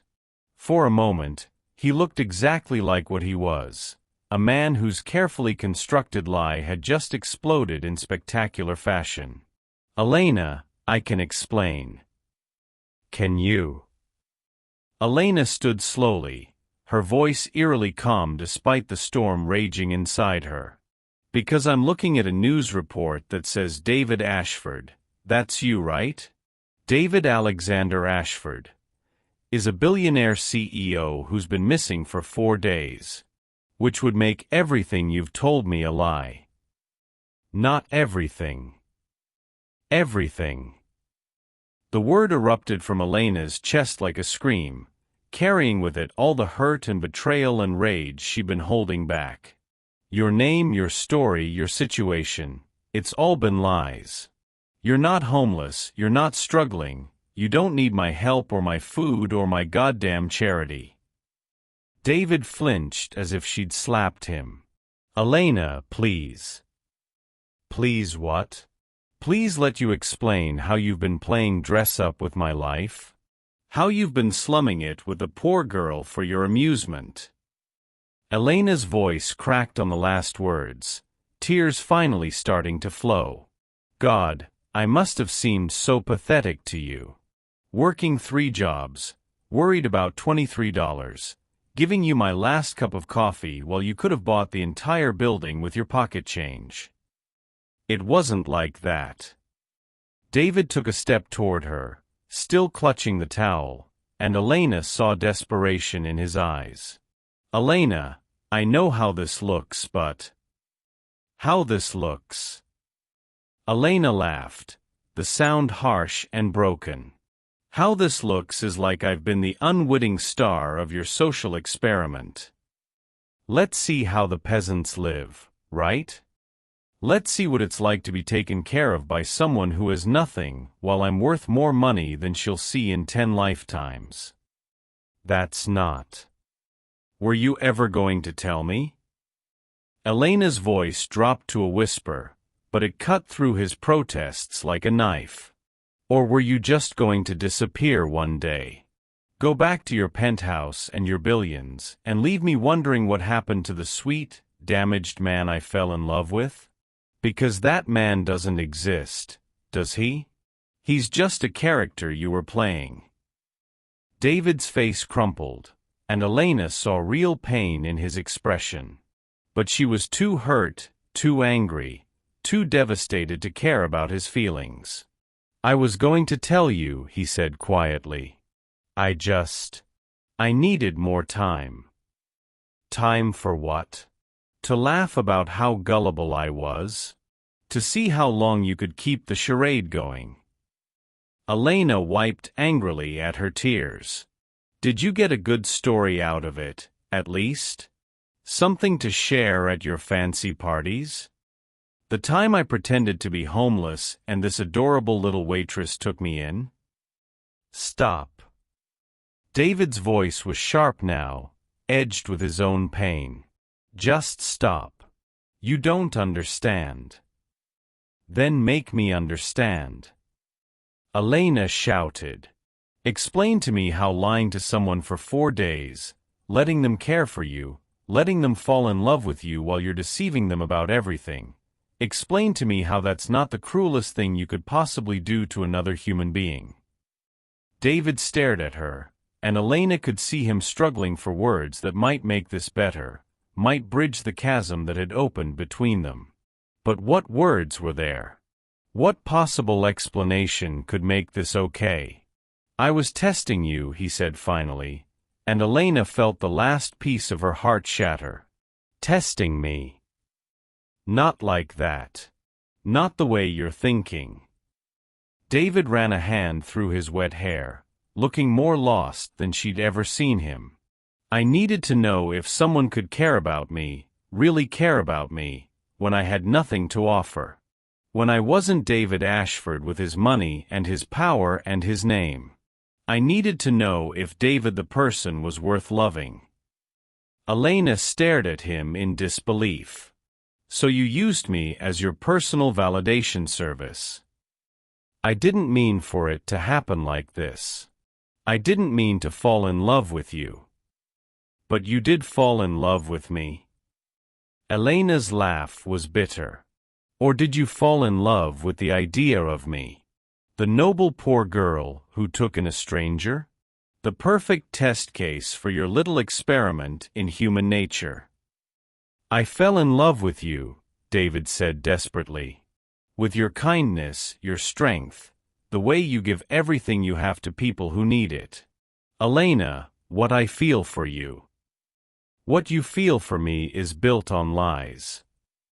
Elena's voice was steady now, cold with finality. Every moment we shared, every word you spoke, every time you touched me, it was all based on deception. You made me fall in love with someone who doesn't exist. He does exist. David took another step forward, and Elena backed away, needing distance from him, from the magnetic pull that still drew her despite everything. The man who made you coffee, who held you while you cried, who danced with you this morning, that's me. That's who I really am underneath everything else. No, Elena shook her head. That's who you pretended to be. The real you is the man who thought it was acceptable to lie to someone for days, to let them share their bed and their heart while you were deceiving them about everything fundamental about your identity. David's shoulders sagged in defeat. Elena, I'm sorry. I'm so fucking sorry. I never wanted to hurt you. But you did. Elena wiped her eyes with the back of her hand, fighting for composure. You hurt me in ways I didn't even know were possible. You made me believe in something beautiful and real, and it was all just performance art. It wasn't performance. What happened between us? What happened between us was based on lies. Elena's voice rose again, crackling with pain. I gave you everything, David. I gave you my home, my food, my body, my heart. And you took it all while lying to my face about who you were. David was quiet for a long moment, and when he spoke, his voice was barely audible. I know, and I hate myself for it. Good, Elena said savagely. You should. The words hung between them like a curse, and Elena saw David flinch as if she'd physically struck him. Good, she thought viciously. Let him hurt. Let him know what it felt like to have something precious ripped away. But even as the thought formed, she felt a stab of regret. Because despite everything, despite the lies and the deception and the fundamental betrayal of trust, part of her still loved him. Part of her still wanted to comfort the pain she saw in his eyes. And that made her angrier than anything else. I want you to leave, she said quietly. Elena. I want you to leave. Now. Go back to your penthouse, your billions, your real life. Forget this ever happened. I can't forget this. I can't forget you. Elena looked at him, really looked at him, and saw not the gentle, vulnerable man she'd fallen in love with, but a stranger who'd manipulated her emotions for his own purposes. The towel wrapped around his waist suddenly seemed absurd, a final insult after everything else. Get dressed, she said coldly. And get out of my apartment. David stood frozen for a moment, as if hoping she might change her mind. When it became clear she wouldn't, he nodded slowly and disappeared into the bathroom. Elena sank back onto her bed, staring at the television where his face still dominated the breaking news coverage. $4.2 billion. While she'd been lying awake worrying about whether she could afford groceries, he'd been worth more money than she could comprehend. The bathroom door opened again, and David emerged fully dressed in the same clothes he'd been wearing when she found him. Looking at him now, Elena could see what she'd missed before: the expensive cut of the jeans, the quality of the flannel shirt, the subtle signs of wealth that she'd been too kind-hearted to notice. He paused by the door, keys in hand. Her keys, Elena realized with another stab of pain. "Elena," he said quietly, "I know you don't want to hear this, but I need you to know, I love you. Whatever else was false, that was real." Elena didn't look at him. Love built on lies isn't love, David. It's just another form of manipulation. She heard him take a shaky breath, heard the pain in it, and had to clench her fists to keep from looking at him. "I'm sorry," he whispered. "For everything. You deserved better than this." "Yes," Elena said to the television screen, to the image of the billionaire CEO who'd played homeless in her bed. "I did." She heard the soft click of the door closing, heard his footsteps on the stairs, and only then did she let herself cry. Great, gasping sobs that seemed to tear something vital from her chest, mourning not just the loss of David but the loss of the beautiful things she'd thought they'd found together. On the television, the news had moved on to other stories, other tragedies. But Elena sat alone in her tiny apartment, surrounded by the ghost of his presence, and wondered how she'd ever been naive enough to believe that fairy tales happened to girls like her. Outside, Chicago went about its business, indifferent to the fact that her heart had just been shattered by a man whose morning coffee probably cost more than her rent. And somewhere in the city, David Ashford was returning to his real life, leaving behind the ruins of the most honest thing Elena had ever experienced. A love that had been beautiful precisely because she'd thought it was built on truth. 3 days passed like a fever dream of silence and regret. Elena threw herself into work with manic intensity, picking up extra shifts at both diners, cleaning offices until her hands cracked and bled, anything to keep her mind occupied and her body too exhausted to lie awake thinking about storm-gray eyes and gentle hands that had touched her like she was precious. But the city wouldn't let her forget. David's face was everywhere: newspapers, billboards, the constant drone of news coverage about the mysterious disappearance that had turned into the shocking revelation of where David Ashford had been hiding. The media had somehow gotten hold of the story: Chicago's most eligible bachelor playing homeless, taken in by a kind-hearted waitress who'd had no idea she was harboring a billionaire. The reporters found her, of course. They always did. Elena had returned from her shift at Miguel's to find them camped outside her building like vultures, cameras and microphones thrust toward her face the moment she appeared. "Miss Chun, can you comment on your relationship with David Ashford? How long did you know who he really was? Were you paid to keep his location secret? What was it like having a billionaire in your bed?" Elena had pushed through them without a word, but their questions followed her up the stairs, seeping through the thin walls of her building like poison. By the time she reached her apartment, her repaired, thankfully dry apartment, she was shaking with rage and humiliation. The worst part wasn't the invasion of privacy or the crude speculations about her motives. The worst part was the way they talked about David, like he was some exotic creature who'd temporarily descended from his golden tower to play among the common folk before inevitably returning to his rightful place above the clouds. Because that's exactly what he'd done, wasn't it? Elena curled up in her bed, the bed where he'd held her, where they'd danced to music from his expensive phone, where he'd whispered that he loved her while lying about everything else, and tried to hate him. Tried to convince herself that the pain in her chest was anger, not grief for something she'd never really had.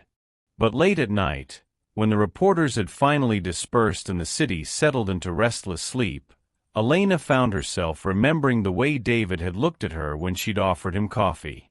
The genuine surprise, as if kindness was a foreign language he was still learning to speak. The careful way he'd accepted her help, like someone unaccustomed to being cared for. Had that been real? Or just another layer of performance? David's world, the same 3 days. David returned to his penthouse like a ghost haunting his own life. His assistant, Margaret, met him at the elevator with barely concealed relief and a stack of urgent messages, thick enough to build furniture with. Mr. Ashford, thank God. The board has been in crisis mode, the stockholders are threatening litigation, and we've had to postpone 3 major acquisitions because of your absence. Where on earth have you been? David walked past her without answering, moving through his pristine living space like a man in a trance. Everything was exactly as he'd left it, the marble floors that never showed dust, the floor-to-ceiling windows that offered a god's-eye view of the city, the furniture that cost more than most people's cars and felt about as warm as a mausoleum. For days ago, this had been his kingdom. Now it felt like a beautiful prison. Sir.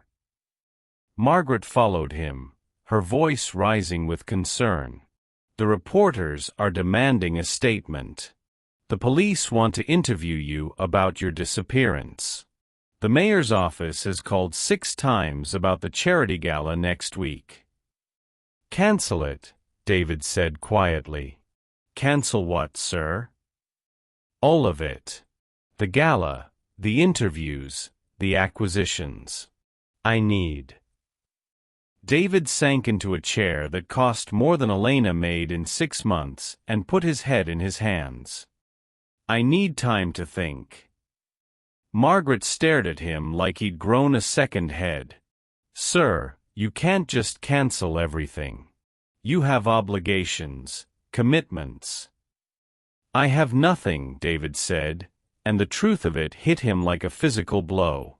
All his wealth, all his power, all the trappings of success that he'd spent his adult life accumulating, none of it mattered when the one person who'd seen him as simply human was gone.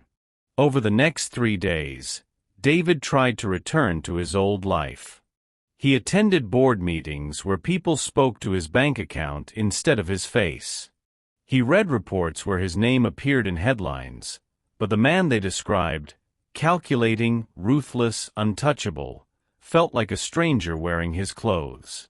His penthouse became a showcase of everything he'd thought he wanted. The imported marble. The original artwork. The view of a city he owned pieces of, but had never truly seen until he'd walked its streets wearing different skin. But at night, alone in his king-sized bed with Egyptian cotton sheets, David found himself remembering the cramped warmth of Elena's tiny apartment. The way morning light had slanted through her single window. The taste of instant coffee made precious by the hands that offered it. He'd had investigators compile a full report on Elena within hours of returning. Her background, her family, her financial situation, her work history. The facts painted a picture of someone who'd been quietly heroic her entire life, working multiple jobs to support her grandmother's medical care, sending money to her sister's family when they struggled, volunteering at a homeless shelter on weekends despite having barely enough resources for herself. The woman who'd saved him wasn't just kind, she was extraordinary. And he'd repaid her generosity with the worst kind of betrayal. Elena was leaving Miguel's at the end of another exhausting shift when she found the envelope tucked under her windshield wiper. Her name was written across the front in handwriting she recognized, and her heart lurched before she could stop it. Inside was a single key, not her spare key, which David had left on her kitchen table before he'd gone, and an address she didn't recognize. No note. No explanation. Just the key and an address in one of Chicago's most exclusive neighborhoods. Elena stood in the diner's parking lot, holding the key and fighting with herself. The smart thing would be to throw it away, to ignore whatever gesture David was trying to make. She'd made her choice. She'd chosen self-respect over love, dignity over the slim possibility of redemption. But Mrs. Patterson's words from that morning echoed in her mind. Sometimes, Mija, the bravest thing you can do is give someone a second chance to do the right thing. Elena looked at the key in her palm, small, ordinary, but somehow weighted with possibility. She could go home. She could pretend she'd never seen it, never felt her heart jump at the sight of David's handwriting. She could protect herself from further hurt, further disappointment, further betrayal. Or she could choose to believe that love, real love, the kind that saw past masks and forgave mistakes and fought for second chances, was worth the risk of being wrong again. Elena closed her fist around the key and walked to her car. Some choices, she realized, could only be made with your heart. The address led Elena to a part of Chicago she'd only seen in magazines. Tree-lined streets where each house cost more than she'd make in several lifetimes, where even the streetlights looked like they'd been individually designed by artists. But the building the GPS directed her to wasn't a mansion or a penthouse. It was small, modest by the neighborhood standards, with a simple wooden door and flower boxes that looked recently planted. Elena sat in her car for 10 minutes, key clutched in her palm, trying to summon the courage to walk to that door. Part of her wanted to drive away, to go home and pretend she'd never seen David's handwriting on that envelope. The smart part. The self-protective part. But another part, the part that remembered dancing in her kitchen at dawn, the part that had fallen in love with storm-gray eyes and gentle hands, whispered that some risks were worth taking. Elena got out of the car. The key turned smoothly in the lock, and the door opened to reveal something impossible, her apartment. Not exactly her apartment, but close enough to make her breath catch. The same layout, the same proportions, but everything was elevated. The furniture was still modest, comfortable rather than expensive, but it was new and beautiful. The kitchen was tiny but perfectly appointed. Books lined every available surface, not leather-bound collector's editions, but the same worn paperbacks Elena loved, the same authors she'd mentioned in passing conversations. And there, sitting at a small table by the window, was David. He looked terrible. His hair was uncombed, his eyes were red-rimmed with exhaustion, and he'd lost weight he couldn't afford to lose. He was wearing jeans and a simple sweater, no designer labels, nothing that screamed money, and when he saw her, his face crumpled with relief and terror. "You came," he said quietly. Elena stepped inside, closing the door behind her, looking around at the space that felt like a love letter written in furniture and paint. "What is this place?" "It's yours. If you want it." David stood slowly, keeping distance between them as if afraid she might bolt. "I bought it yesterday. The deed's in your name, no strings attached, whether you decide to stay or go." Elena stared at him. "You bought me a house. I bought you a home. There's a difference." David gestured around the carefully curated space. "I know I can't undo what I did, Elena. I can't take back the lies or the hurt or the way I made you feel like you were part of some experiment. But I wanted to show you that what I felt for you, what I feel for you, was real. So you bought me a house." Elena's voice was flat, emotionless. "You think you can purchase my forgiveness?" "No." David's response was immediate, firm. "I know I can't. But I can show you that I listened. Every word you said, every dream you shared, every small thing that made you happy, I remember all of it." Elena looked around again, and now she could see what he meant. The herbs growing in the kitchen window, the same ones she'd been trying to keep alive in yogurt containers. The reading nook by the window with a chair that looked perfect for curling up with a book. The photographs on the walls, not of David, but of places Elena had mentioned wanting to visit someday. The coffee maker, Elena said suddenly, staring at the small but high-quality machine on the counter. It's not expensive. It's the same brand I had on my wish list at the library's gift registry. You mentioned it once. When you were making instant coffee and said someday you'd have a real coffee maker, just nothing fancy. Nothing that would make you feel guilty for spending the money. David's voice was soft, careful. Everything here, it's not about money, Elena. It's about listening. About seeing you. Elena felt something crack in her chest, but she fought against it. You still lied to me, David.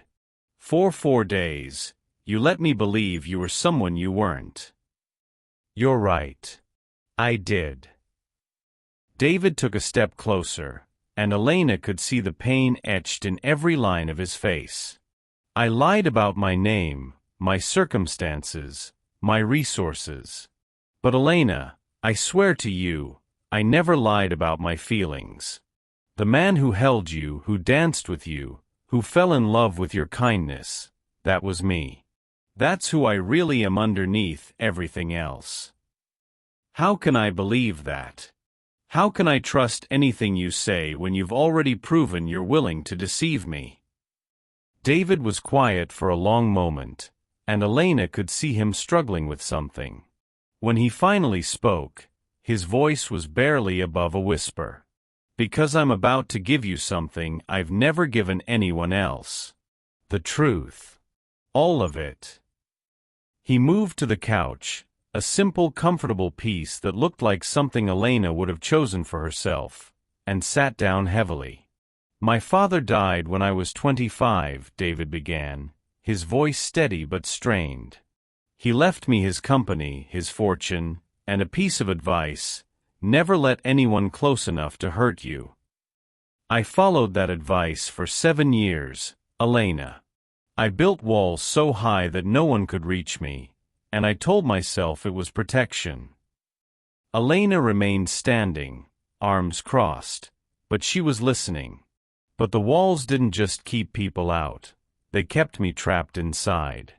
I had everything money could buy and nothing that mattered. No real friends. No genuine connections. No one who cared about David the person instead of David Ashford the billionaire.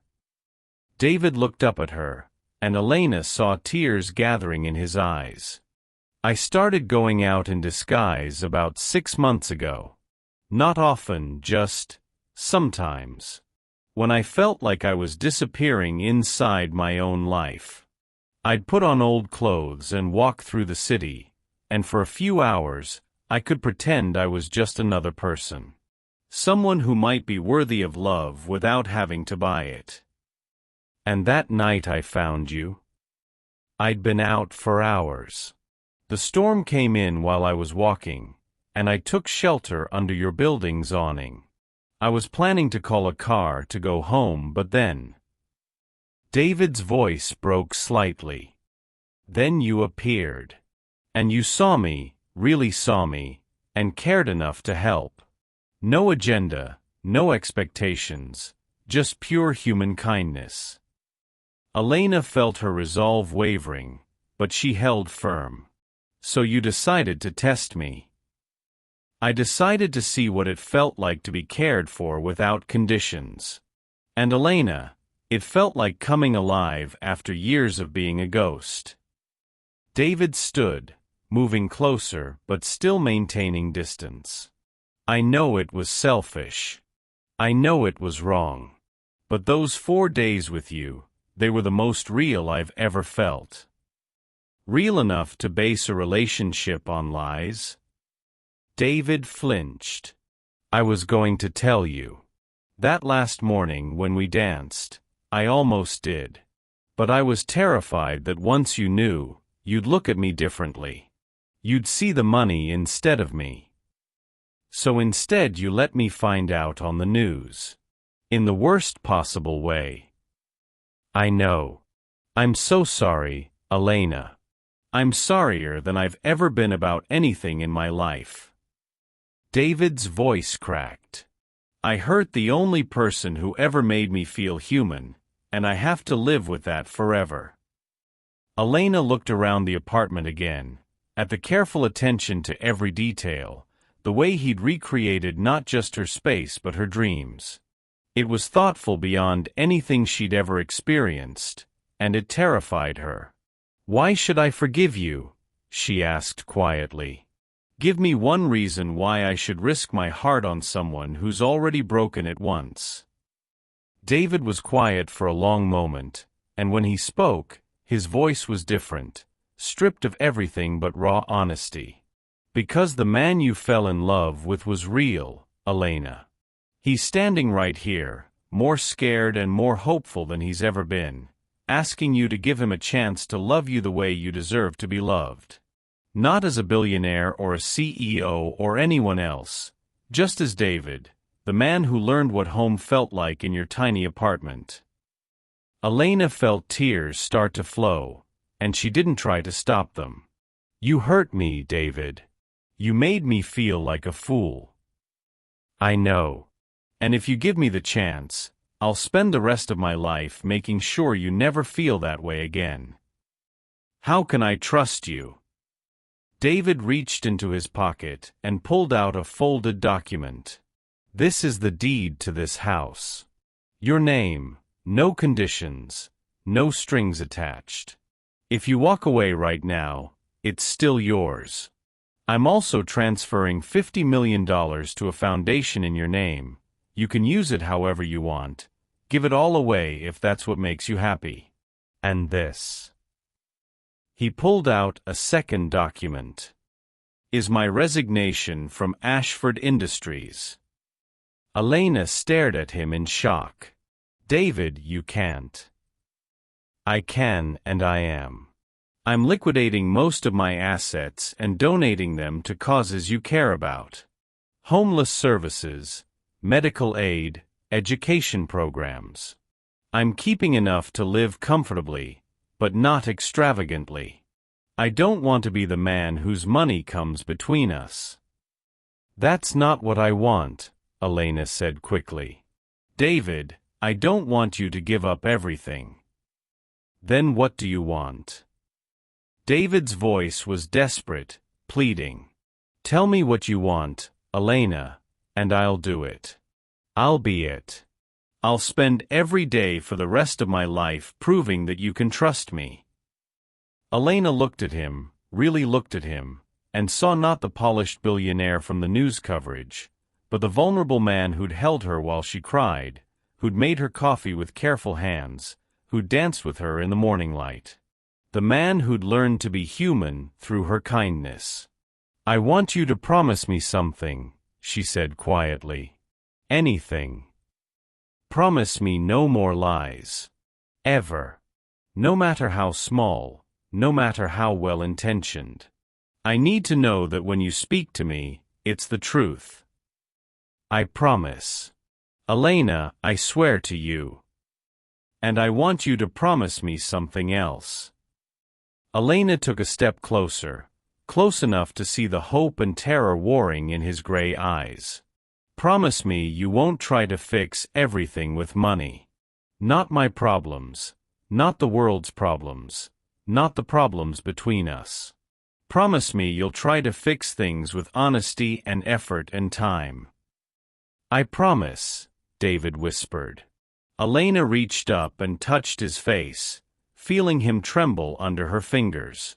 And promise me that the next time you're scared or uncertain or feeling like you need to protect yourself, you'll talk to me instead of running away. I promise. David leaned into her touch like a man dying of thirst finding water.